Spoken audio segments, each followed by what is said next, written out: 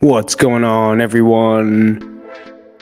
Yeah. Do you feel like, I don't know, just especially me, right? Welcome back to the channel. There's something I want to talk about that, I feel everyone goes through this. And as I'm navigating through my notes here, I want to say thank you for coming out to the live podcast, episode number 153. But we all have this fear of failure, right? I got to turn this music down. I don't know why whatever that was came up, but we all have this fear of failure, this attributing success to luck, right? If you're listening to this, we also compare ourselves to others and we set unrealistic standards, which also help us not allow people to praise us. Now, these are a lot of characteristics that we have as someone with imposter syndrome. And if you were in the last podcast, I kind of brushed up on it in a situation where I was like, I got to get over it. I got to go over it, but I really didn't. So I did go to my therapist and we did talk about it. And she did give me some really good analogies that I want to share with you guys today because it's super, super important for us to, as people that want to be mentally healthy and or even just succeed in our lives in our day. I'm not saying, the success to make a Fortune 500 company or just to succeed every single day. And I feel like we don't allow ourselves to do that. We don't allow ourselves to win. And that was the one thing for me was I told my therapist, like, I have a really hard time winning. I have a really hard time striving to be the best, even though I do work to be the best.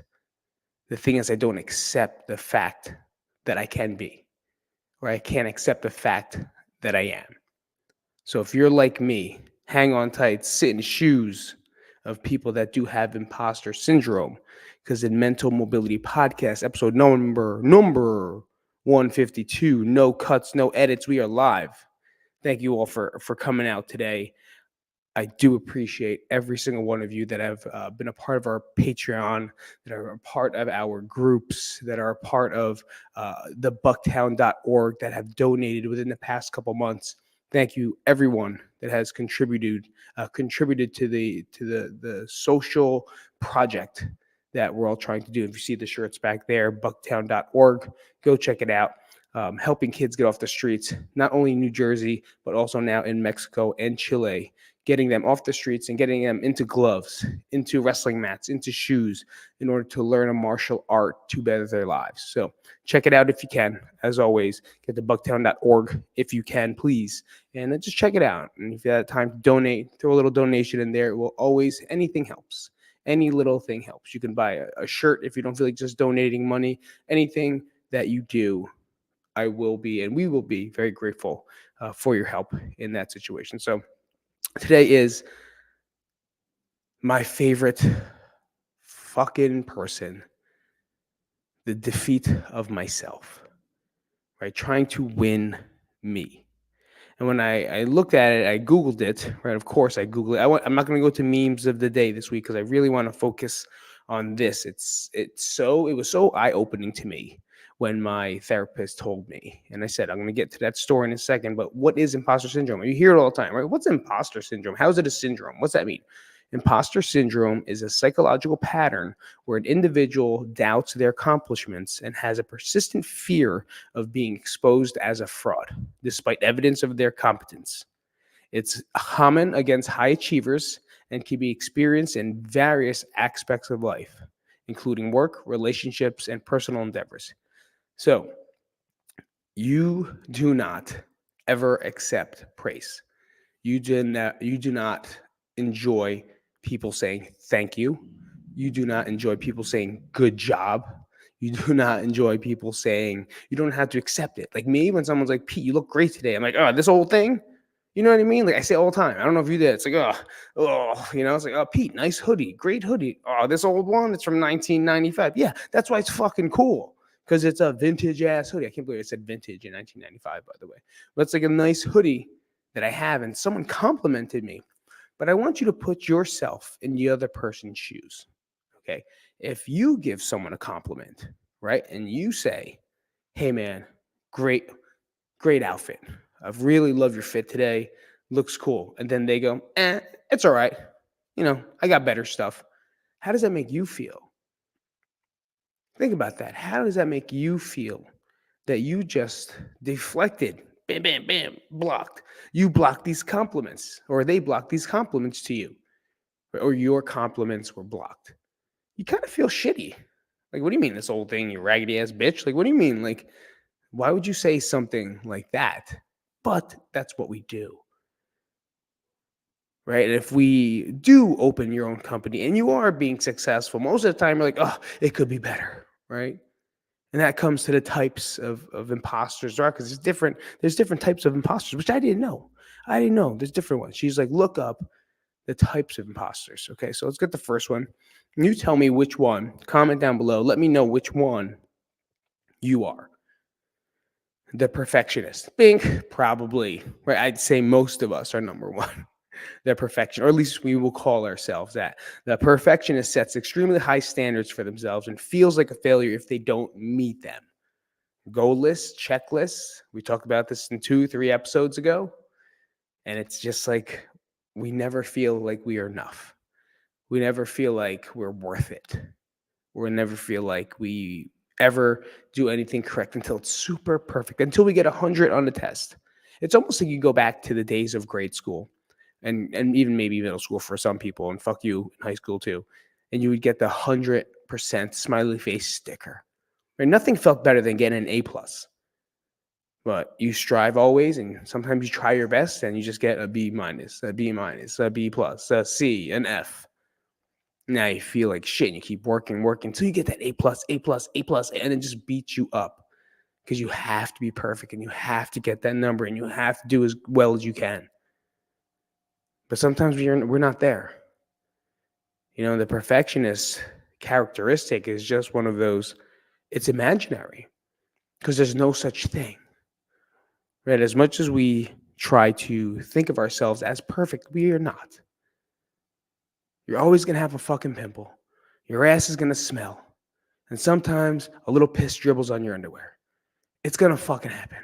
You're not perfect. And if you think you are, well, you're going to be in a long line of torture for the rest of your life.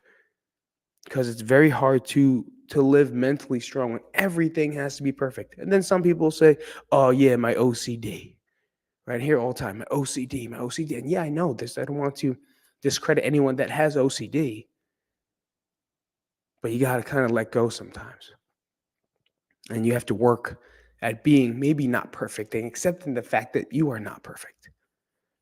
And maybe your obsessive compulsive behaviors may take over. But that's why you have skills and other things you can do, CBT, DBT, to kind of like ride other ways out in order to manage the life or emotional waves that you go through. Number 2 is Superwoman, Superman. Feels a need to excel in all areas of life and fears being exposed as inadequate. Did you ever think about that, especially in social media? How many times have you never posted something mediocre that you've done, but you only post the fucking cool thing, or you take down the thing that didn't look as cool as you thought it was going to look? We've all done it. There's millions of people taking selfies out there 3,000 times to get the perfect angle, the perfect light, the perfect shade, and a perfect filter, to create this act of perfectionism when it's not. It's altered. Right? You're trying to create this facade of a person that doesn't even exist because you want more. And we want to be better. And we want to be more beautiful and more handsome and more stunning so other people will like us. The question to me, or the question for me, is, do you like yourself? I want to challenge you on that one. The superhero, superwoman, do you actually like the person that you are? And can you accept the fact that maybe you don't need a filter, that you don't need 1,000 shots, that you actually don't even need a fucking selfie? right? But we always have to put ourselves above people and above things and above who we are, but you're not. Right? We're all the fucking same. I'm not saying it's bad to strive to be it. I'm not saying it's wrong to want to be Superman. Fuck, that'd be great. But we can't beat ourselves up and keep downsizing ourselves over and over and over for our real self. You know what I mean? Whenever someone puts a filter, you are downplaying your real true self. You are saying that you are not good enough. What about it? If you don't like it, don't post it. If you don't want it to be seen without being altered, don't do it. Because subconsciously, you're telling yourself that you actually don't love yourself. You actually don't like yourself by covering things up or making things perfect or using Photoshop to make it cooler. If you're a fucking model, yeah, and you're selling products, okay, whatever, do it. But as a natural, normal human being, it just shows that you're beating yourself up. And maybe work at not having to cover up all the time and trying to be someone that we're not. The expert feels like they need to know everything and fears to be seen as incompetent as if they don't have all the answers. Boom. Imposter syndrome expert. I'm in the field of mental health, just living through it. I'm in the field of strength training and working out and exercise, phys, and biomechanics. And there's a lot of motherfuckers that are smarter than me. Smarter than me.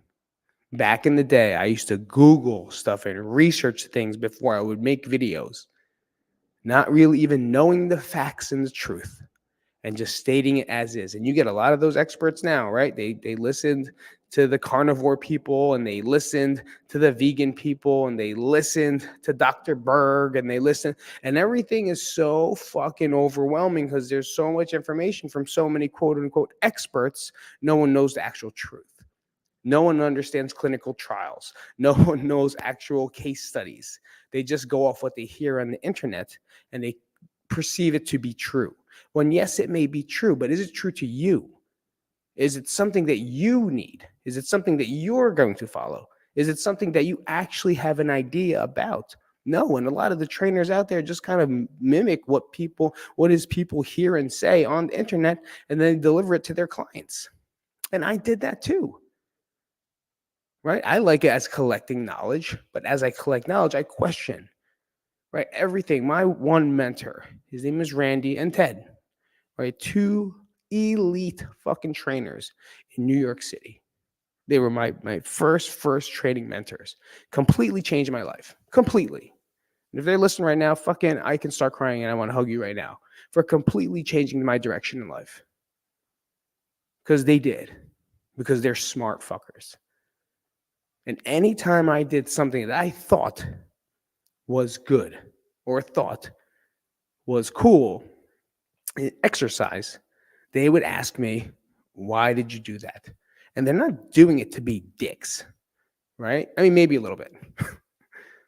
But they say, why are you doing that? And I would have to explain myself on why am I doing a single leg Bosu squat? Why am I doing a Bosu squat? This was in the exact time that kind of changed my life. So real quick, I was with a client, and it was probably my first or second week training at this new gym. It was called Club H in downtown Jersey City, borders out in New York City. And I put a Bosu ball, which is a half moon ball, kind of cushiony and squishy. I had the lady put one leg on top and the other one on the floor, and I made them do squats, 10 on one side, 10 on the other side. They didn't call me out during. When I was finished with the session, they asked me why I did that certain exercise.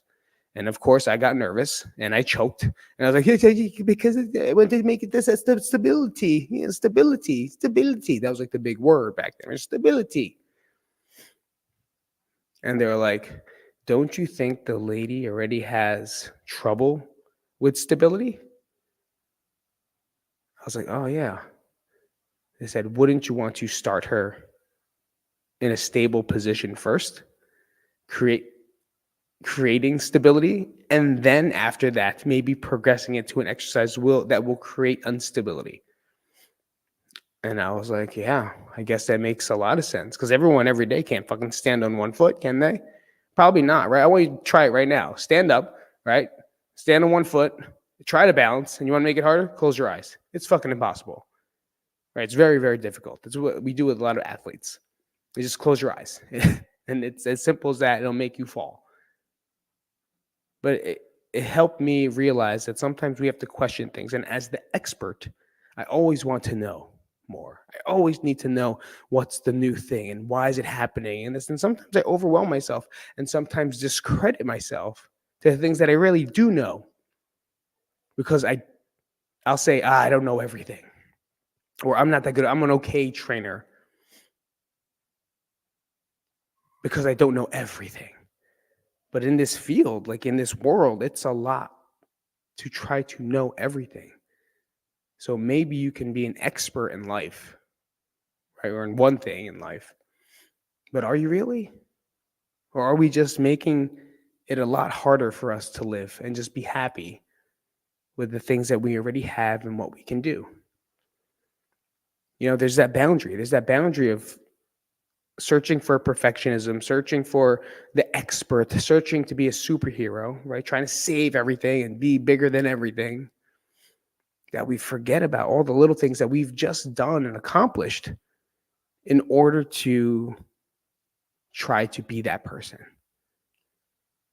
The soloist prefers to work alone and feels they need to accomplish tasks independently, fearing they'll be seen as incapable if they ask for help. Hey, what's up, everybody? Welcome to the Pete Isip Show. There were times at Crank, perfect example.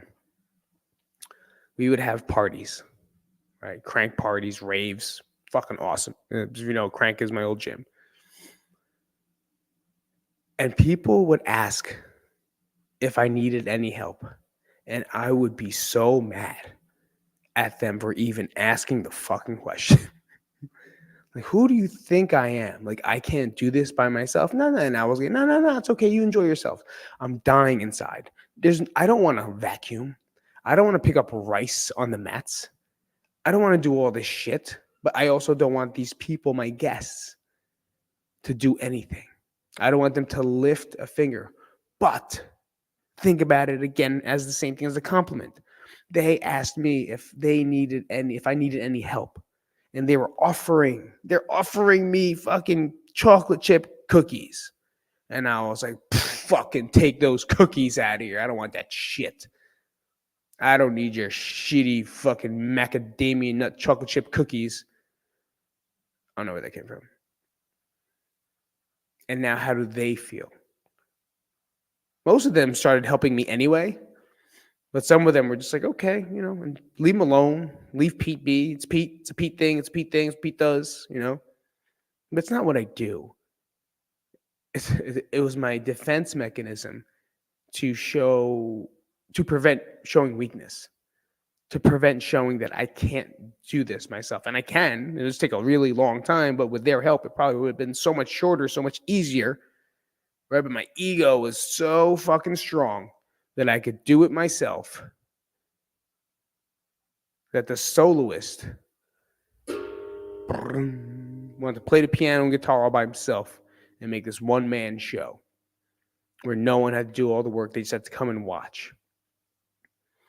And that little thing alone would waste my time. Right? Think about it now. I could have been done with those projects in half an hour. Instead, it took me 3. And now think about this, right? This is what the therapist said. It was like when you start taking on projects on your own, this is another subtopic. When you start taking on projects on your own and you take all your time without the help of other people, how much time are you taking away from your children? How much time are you taking away from your family? The things that count to you the most. And I never thought about that. I never thought about all the things that I would do and set up and get it all done. Now my kids are at home with my wife or whatever, my mom, my dad, which is fine, right? They're probably playing Nintendo and having a good time. But now I'm missing time with my why, because I want to finish this by myself. Does that make sense? The soloist is that person that really does just want to do things alone. I'm not saying it's wrong to fucking be a soloist. I fucking love it. Right? I love it. But if someone offers, right? And why not accept? Unless you think you're going to be a terrible, some people offer help. You're like, you know what? I don't need your help. It's cool. No, it's all right. Go. You talk too much. I get it. I'm not saying accept everyone's help. But there's people that you do enjoy the company for. And usually those are the ones you really go, no, don't worry about it. I got it. Maybe that help with any project, anything in life will help you out as well. So it's really interesting to me. Hey, thanks for joining. Comment, let me know who you are. It'd be great if I knew who these people are that are listening right now. But I always want to get over it. So there's different coping strategies for this, but I want to tell you the story first off the bat, not the one from like all the research done. Let me blow my nose since I'm live, right? Usually I cut this part out. I have something up in this. If anyone knows, if you're a doctor, I don't care if you're a doctor or not. I have this one nostril that just leaks. It's like my butthole. It just leaks shit. I don't know why it just leaks, but I have to now, when I'm like wrestling or I'm doing anything, I'm working out, I always have to sneak. There's times where I'm on a guy. That doesn't sound good. Chopping a guy down, trying to get him down to the mat, fucking trying to do something. And this thing would just drip. This nose. This is off topic, by the way. And I would have to like sneak and wipe my face on their back because I don't want to do this, So at least the shirt's something like a cloth, but I can wipe my nose on it because it just leaks all the time. Anyway, I brought this up because it was really bothering me from last episode. And whenever we have something to talk about, my therapist, sometimes there's something and sometimes there's not really anything. But there's a lot of things that I say there's nothing, but there is. So I brought this topic up. I never realized how much it does hold me back. And it's even more case with the situation with my brother as well, where we both have this imposter syndrome, right? I don't know many people do. And we don't believe we're good enough. We don't believe we'll ever succeed in this thing. We don't believe, we have this fear of like, how is this going to happen? How am I going to make this happen? Especially if you're a person that's run the business before or opened their own business or took on a different venture or project. Like there's so much. Right, especially artists, right? Artists, why are we doing this? And will this ever work? And will this ever happen? And that's the cycle in the brain that bothers me the most. So I had to talk it out and I had to ask her. I was like, what is it with me? Like, why is it when I do any type of martial arts, jiu-jitsu, wrestling, or anything, why don't I give it my all? Why do I always hold back and play to the part of the other person? Right. And then she says, okay, what are you really good at? I was like, me working out. I'm really good at working out. She goes, so if you go to the gym, a normal gym, and you go there, would you be probably the best person in that gym? I go, most likely, yes.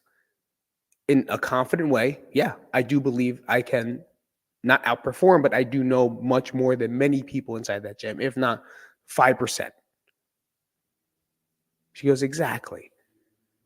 You're the best in that. And when you go on the mats and you are, rolling or wrestling with someone and you don't give your best, but that guy's giving his best, then you're doing a discredit to that guy. Or if you're working out next to someone and you're not training hard, but that guy's training hard, you're doing a discredit to that guy. Because they may not be your 100, right? My 100's here. His 100's here. And he's really working hard to be my 100, right? I'm inspiring them to be better, right? They're striving to be me. But I want to go back to their level. And we're going to talk about the word humble, which is fucking absurd, crazy. And that's a big word I use all the time, humble. And I would bring myself to 80%. And now I'm just trying to match. Sure, every once in a while to learn, that's good. But when it's time to compete, how's this guy ever going to get better if you keep going down to his level thinking he's at 100% when he's not?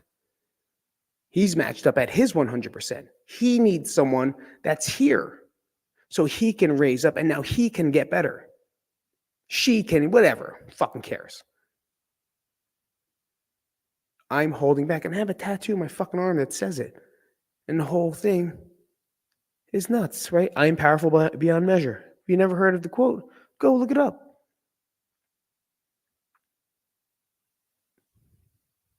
It's our light that inspires people. But I like to stay low. I like to come back down because I'm afraid that I'm going to succeed, that I'm afraid I'm going to win. And now I'm going to have to accept praise, that I'm afraid that I'm going to have to accept something nice, something well deserved. You kind of get me there? I'm not giving my 100%, so I'm actually hurting the people around me by not doing so. They're all trying their best to be their 100%. And if I start lowering my standards and start lowering my competence, well, then they're just going to think they're fine. And then where do you go from there? No one's helping anyone by doing that. Then she looked at me and said, "Do you do this at home? Do you do this with your wife? Do you do this with your kids? Are you there 100%?" I was like, "No, I'm not. There's so much other things I can do that can be the 100%. Say, yeah, because if you're not doing it there, you're probably not doing it in other aspects of your life. You're probably not at your 100%.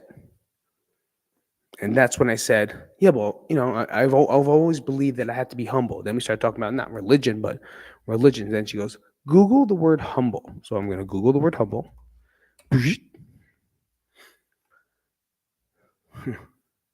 Humble. What do you think humble means? To me, humble means like, whoosh, be quiet and just be humble. Be humble, man. Be a good sport. Be humble. That's what I thought. Humble.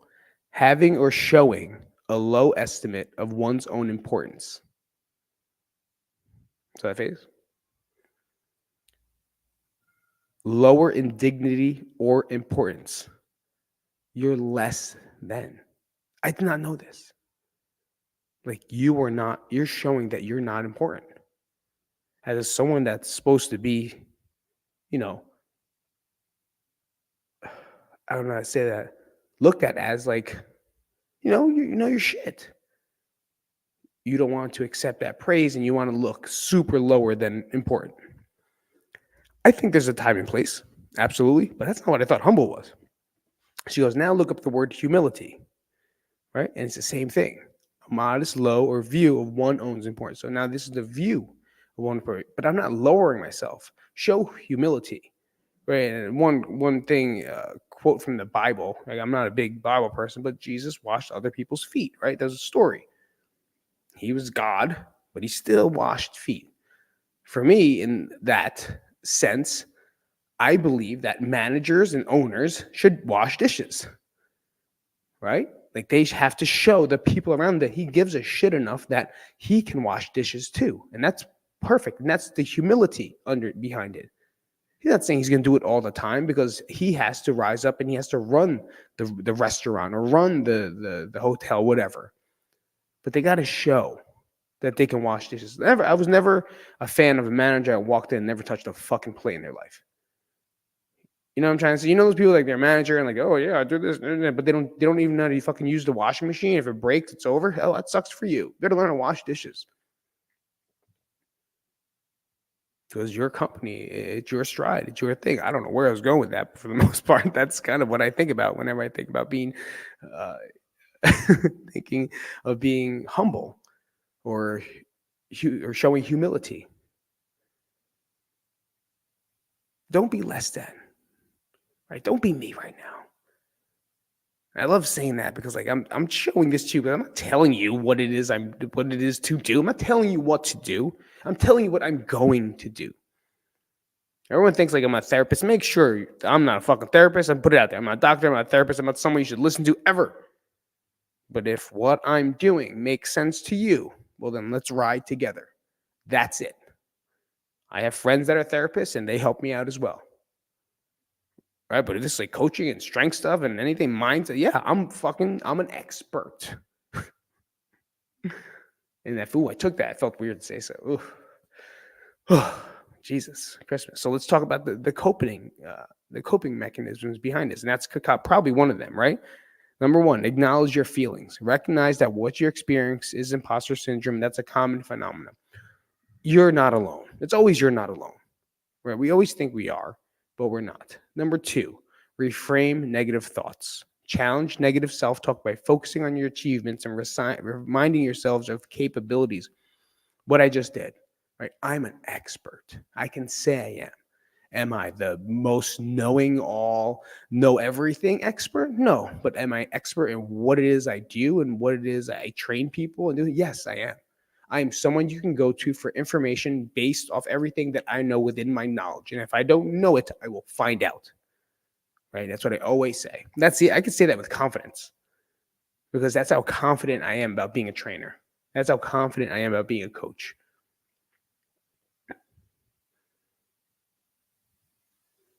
So maybe talk to yourself that way a little bit more and accept the fact that you are really good at something out there. And if you have this imposter syndrome, it's because you probably are very, very good at what you do. You're just afraid to show the world what it is you know, based off experience, based off the past, based off people's outlook or what they think about you. It's very, very difficult, I know. But that's why this is called work. Right. Next one would be to set realistic goals. Break tasks into smaller, manageable goals and celebrate your progress along the way. There's days, like we said in checklist, that sometimes we put too much hard shit on there. Right. But not, especially if you have mental health issues, especially if you're in depression. Right. The one thing that you can do is make a checklist of daily activities that is just even hygiene. Brush your teeth, wash your face, wipe your ass, walk up and down the stairs, drink some water, comb your hair if you have some, not me.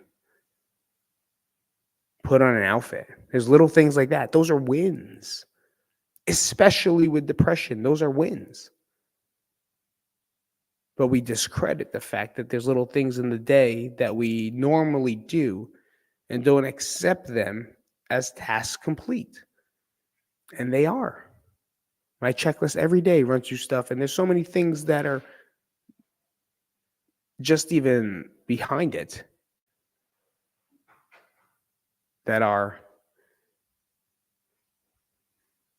someone's come through the door fucking I don't know who it is. Someone. And I already lost my train of thought, so it doesn't matter. Anyway, set realistic goals. Not these far-fetched ones all the time. Not I'm going to make $10 million. I'm going to have a beach house. Everyone says that, right? If you look at everyone's goal board that might have made a goal board at some point in their life, there's a big picture of cash. There's a house on the beach. There's a car of some sort, right? Then there's a mansion, and then there's probably something else on there. But for the most part, those are always a picture and it's not bad to have. But what about the other ones, the achievable ones, like my first house or my first car? What's wrong with a Honda Accord? It's still a fucking car, right? But if you don't have a car, sometimes getting a nice new car is cool. But why is it got to be a Maserati? I don't even know what Maserati is, by the way.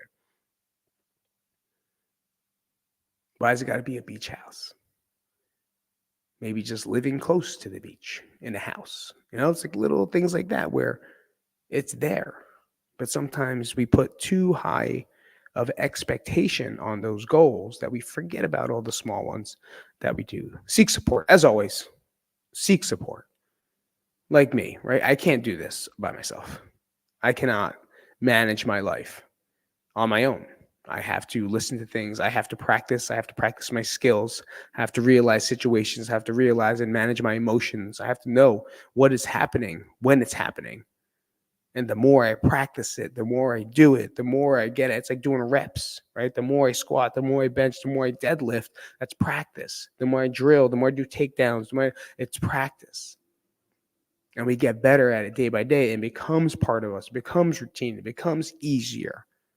But we do have to work, right? We do have to do that. And then when you get stuck, find the therapist, find the doctor, find the whatever it is, or go straight to the therapist. I'm not sure the type of person you are. There's a lot of people that are very anti-therapist, I know, and it's fine with me, but they fucking help. You find a good one, they really help. They're just like, you know what, take all these thoughts and just go this direction. It's like, thank you. Thank you. Makes more sense to me. My life just understands more. Number 5 is develop self-compassion. Treat yourself with kindness and understanding. Like as you would a friend who's going through similar experience. Treat yourself as your friend. Be your friend. Be a little schizophrenic. Like, hey, this is Pete and this is Repeat. It's a terrible joke. Reminds me of my baseball coach, Bruce Morgan. Pete, and then we call my brother Repeat. It's one of those 1979 jokes, something like that. But always give yourself a break. Be kind to the person that's standing there. Be kind to the person that's watching you. Be kind to the person that you look in the mirror every day. I made a short, I think this week, where like I spilled fucking pancake mix all over the floor at like 6 a.m. Now I could have either been like, this always fucking happens. Stupid flour, stupid bowl just knocked over and the dogs everywhere. And I don't know if, or I just picked up the flour, put it back into the bowl and kept making the pancake mix and laughed it off. And that's where we have a choice. We have a choice to be nice to ourselves. Because if I started that morning being like, fucking Pete, always doing this, always dropping stuff, it just, typical Pete, typical whatever. My day would have sucked. My day would have been full of shit. And it's a hard thing to practice. Right? I dare you to go look at yourself in the mirror and tell yourself you love yourself. Look at your mirror and tell yourself, I love you, without laughing or crying. Because it's hard. And I'm sure if you're listening to this podcast on imposter syndrome, it is hard because we are the worst person to ourselves. Because we are hard to convince. Everyone else convinced you're great. Right? Everyone else convinced you're amazing. That's the last one there. Look at your achievements, remember them, and accept them. Accept people's compliments. If you... Where'd it go? Oh, there it goes. I was right. If you get a compliment, I want you to wholeheartedly say, thank you. If someone says, great outfit, be like, yeah, it is an awesome outfit. You know what? I got it on Amazon. Looks cool, right? Fucking $2 for this t-shirt, $10 for these pants, like something like that. Versus like, oh, this old shit. Oh, this fucking thing. Oh, that meal was great. I made it a little salty. It's a little sour. It's like, no, it's fucking good. Steak was fucking good. Yeah, man. It was great. I used a cast iron skillet. I finally got one. I don't know how to wash it. Too many rules on a cast iron skillet. But I used butter and garlic and then some herbs that I picked off the ground. How hard is that to say to someone? Now you're starting conversation, but also now accepting the gift that they're giving.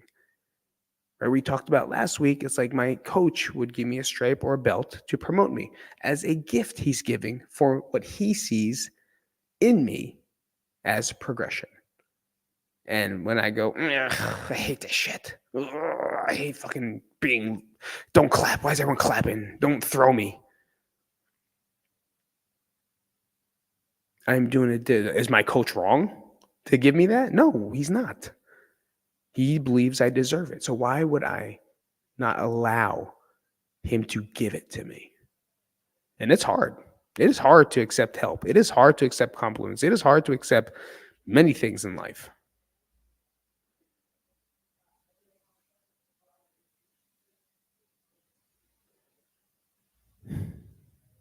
I know I'm live and there's gonna be some pauses on it, but it does hit me, and I may be looking down, but I'm just navigating through to make sure you guys are still here. But it's difficult, right? To accept the fact that we are good. Because maybe in your life, no one told you you were. Maybe in your life, you were told, do better, get on honor roll. If you're not on honor roll, well, then you got to get on the high honor roll. If you're not on the high honor roll, well, then I want straight A's. It's very grade specific. I see how fast that ingrains to me. That's just the culture, especially Asian culture. Like, you better do good in school, motherfucker. Like, you get C's and F's, you're an outcast. You got to play the piano, some type of instrument. Spelling bee champ, I don't know. But it's hard. However you grow up, however you were, there's some point in your life that you just didn't believe, people did around you didn't believe you were enough. But that doesn't mean you have to still continue that process. It doesn't mean that you have to sit there and beat yourself up every day and be like, I can be better. I'm not enough. This is never going to happen. Because the one thing I know, that's for damn sure, is that if you do believe in a project, you do believe in a thing, you do believe in yourself, but with on top of that, when other people believe in you, you have to see that.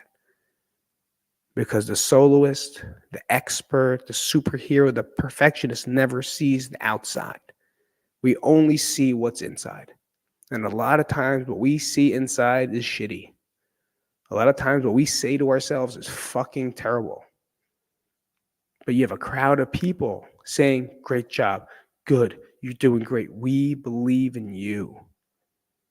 And that's one thing that I see inside the gym all the time is when someone's down and they can't, then you see them struggling, right? I gave them a challenge today that they want to fucking blow their heads apart. That's not a great term to use on this podcast, but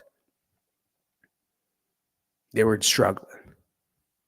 And all I said was, let's go. You got this. I believe in you. And they just pick up speed, right? That feeling of fatigue and failure and self-doubt went away. And they started moving fast. They got this extra gas. And that's what we have to learn to do internally, is we have to accept what's externally also given to us. Accept the belief from other people, accept the praise from other people, accept the gratitude from other people, because you fucking deserve it. I want you to know right now that you fucking deserve it. And I want to thank you guys for coming out to the podcast today. Episode number 152. We'll see you again next week. Have a great one. Have a fun one. Until next time.